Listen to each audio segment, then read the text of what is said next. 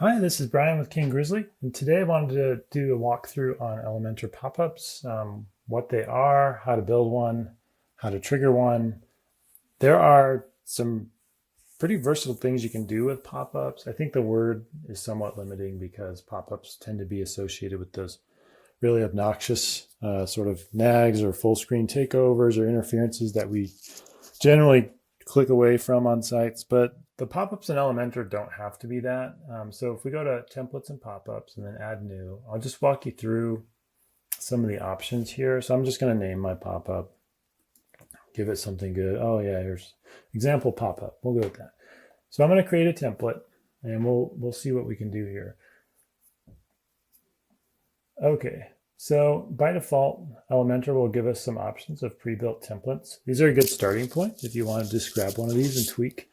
There is a filter here to sort. So you can see there's different kinds, like bottom bar, hello bar. If I click on that, hello bar is this bar that's generally a strip that comes down at the top of the site. I find this to be not so effective on Elementor because it doesn't push the main nav down, it overlaps it. So I tend to avoid that. And use some of the other options. You can see we've got full screen options, which can get pretty sophisticated. Different types, little slide ins. These are cool. So you can trigger these in many different ways. But for example, you could have a call to action button that says join our newsletter or sign up for our whatever webinar, and there'll be like a cool slide in that comes in from the right or left or whatever. You can do some neat things. I've even used buttons to trigger login.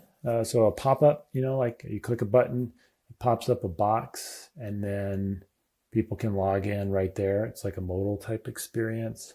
I've hidden a mobile nav inside a pop-up, like a full screen pop-up. Anyway, I'm going to X out of here, and what will happen is it's going to give me this sort of blank template that I can use. So by default, there's really nothing in here yet. However, the gear here in the bottom left for settings is different on a pop-up than on a normal page. So if I click it, I'm going to see some pop-up settings that are specific to building the pop-up. So we can control the width using pixels or vertical width. And vertical width just means vertical width of the viewable screen. So if I think of it like percentage, so if I say 100, that's like 100 vertical width or 100% wide. So as I adjust it, depending on the size of my screen, that will adjust proportionately. For now, we'll go with pixels and we'll do something like 600. You can control the height of it. You can choose a custom pixel height. You can have it fit to the screen. So you could see how if we did fit to screen and 100% vertical width, we're going to take over the whole screen. Or fit to content, you can click to position using these arrows. There's different things you can do.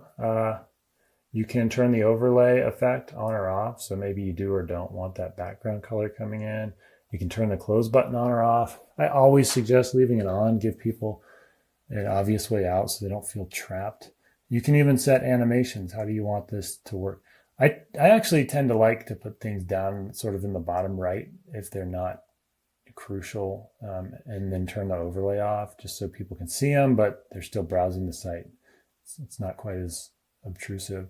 I like to set, well, that's just kind of fun. Choose your favorite, I guess. But I like to do slide in towards the left and then slide out to the right.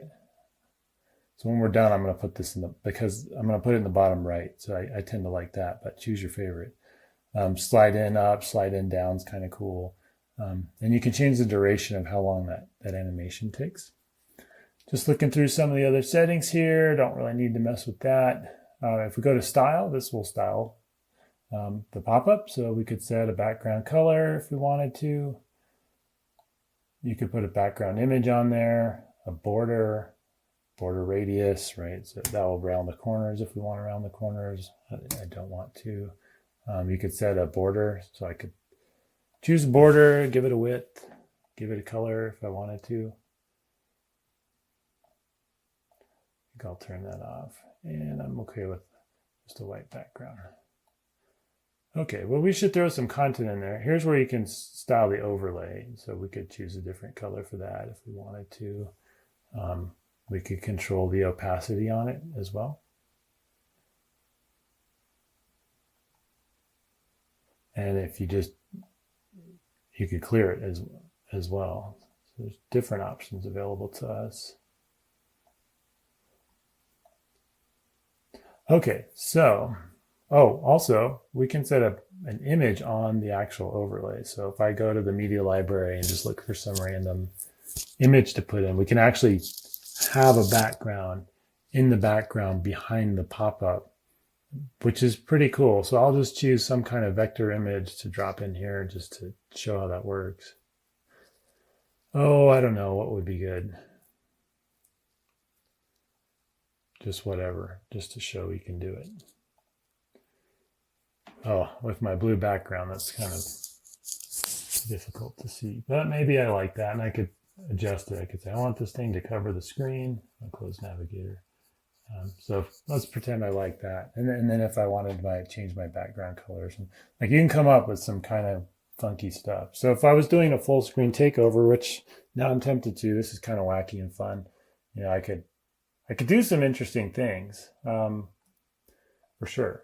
Okay, so let's do a little content in there. So this area works just like a normal Elementor builder section. This little green icon is an extra plugin we have called Envato Elements. You probably won't see that.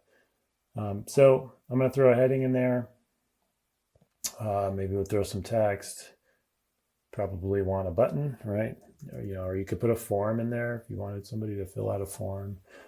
So we won't worry too much about styling for the sake of the demo. And you can also get fancier. So I could throw in an intersection if I wanted to, and maybe I want to put in, I don't know, an image, video, something a little niftier. I might want to limit the width of that left column there. So I could play around with this. Maybe put in my heading, drag my text over there. Maybe I want my button over there too. Right, so we're able to control the layout nicely. I'm going to put a little padding on the left side of that just to give it some space. Don't worry too much about making it look great. Okay, so we've got some content in there. I can click on these elements, style them like usual, with my buttons and things like that. But how do we actually trigger this? That'll be the next step. A couple more things while we're here, though. I'm going to click that gear icon again. That gets confusing to remember to go click on the settings. I do want to style my close button. So if I click on that, you have a choice of inside, outside. Honestly, I know in theory how this should work, but you'll notice this button's not moving. We'll try outside, and then you can choose to position it. I'm going to set it to 0. So it's a little weird. I haven't quite figured that out. But what I do is I just use these sliders to put the close button wherever I want. So maybe I want it like there. I can control the size of it. I can control the color on it. So I want it to be obvious, but I don't exactly want maybe to sell it. And now I'm deciding, I don't like it way outside the box. So I'm going to put it back in the box.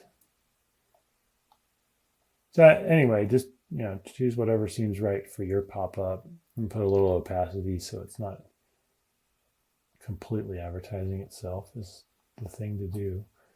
Okay, so there's our pop-up. We want to save this. I think I might go ahead and do the full screen just for fun to show you. But like I said, I sometimes turn off the background and overlay just to have it slide in at the bottom right. Okay. Oh, and did I mention advanced already? I can't remember. So on advanced, you've got some other options like show the close button after a certain amount of time or prevent the pop-up from closing. Like if somebody clicks out here on the overlay, it will close the pop-up, which is a good user experience. You can turn that off. Mostly I don't recommend any of this stuff, except if you want to avoid showing multiple pop-ups on a page, you can do that. Like if a visitor's already seen a pop-up, this won't run. You can disable page scrolling in the background. So while the pop-up's up, if somebody scrolls their mouse over here, the page won't move up and down. That might be useful. You can also control margin and padding. So if we had put this down in the bottom right, let's just show you how that works. If I want a little breathing room over there, I could come over here and maybe set some percentage margin. Oops, wrong side, left. We'll do the right side and the bottom just to give it some space. So that's kind of cool. And since we got the slide in left and slide out right, that's pretty nice. And now I'm changing my mind. I'm going back on what I said. I don't want an overlay, so I'm just going to turn that off over here. There. So now we just got a little pop-up. Okay, so what I want to do is publish it. So I'm going to publish, but by default, like I can click save and close right now, and it won't trigger anywhere, which is fine because I may want to trigger it from somewhere else. Like you can set a link to trigger a pop-up if you want, or you can add a condition. So like I could add a condition and say, I want this to be on the entire site, which I do not. Or I could say, I just want this to be on a singular page. I could go in and I could type the name of the page. So I think that's what I'll do for the demo. So let's see, what would be a good page? It should do, yeah, I have a demo page called Elementor Pro Widgets. So I would like it on that page, but what's going to trigger it, right? So how about on page load? So we could say, yeah, when somebody views that page within 2 seconds, I want you to show the pop-up. You could set that to 0. You could also set it on scroll. So we could decide, hey, when somebody's gone down a certain amount of the page, then show the pop-up. Or when somebody gets to a certain element. So you could set a class on an element on a page. And then when somebody gets there, it'll trigger the pop-up. So I'll open that page. I was working on a demo to show how to do, multiple layer parallax in Elementor and rebuild the Firewatch parallax. That's cool. Be sure to watch that. I'm almost done with that. But let's say I wanted to trigger a pop-up when I got to this heading. If I click on that, go to advanced, I could set a class here. I don't need the dot, so I could just say something like, pop-up or whatever class you want to give it. Like maybe it's a specific appeal, like form pop or something, whatever you want. You could set a class there, and then I could make that the trigger here by just adding that class. Got other options. If somebody, clicks on something, like anything, how many clicks do they need? Or after a certain amount of inactivity on page exit intent, right? That's when you think someone's going to leave the page and boom, here comes the pop-up like, hey, hold on, are you sure you want to leave? That sort of thing. I'm just going to leave it on page load. There are advanced rules. So we could say only show this after a certain number of page views or a certain number of sessions, show up to this many times. So I could say, yeah, hey, I want you to show this thing 3 times. You can change it to close. So like I could say, after somebody has closed this thing once, just don't show it again. So you've got some controls over that, or only show it if they're coming from a certain URL. It gets sophisticated, right? You can see, show it when they're arriving from a search engine or an external link or only an internal link. Hide it for a logged in user, only show it on certain devices. So it's pretty nice. I do feel like this is still lacking though in some of the duration. Like it would be nice to be able to say, hey, don't show this thing for a week after somebody closes it, but then please bring it back. But I'm going to go ahead and keep that one condition on Elementor Pro Widgets. I'm going to save and close.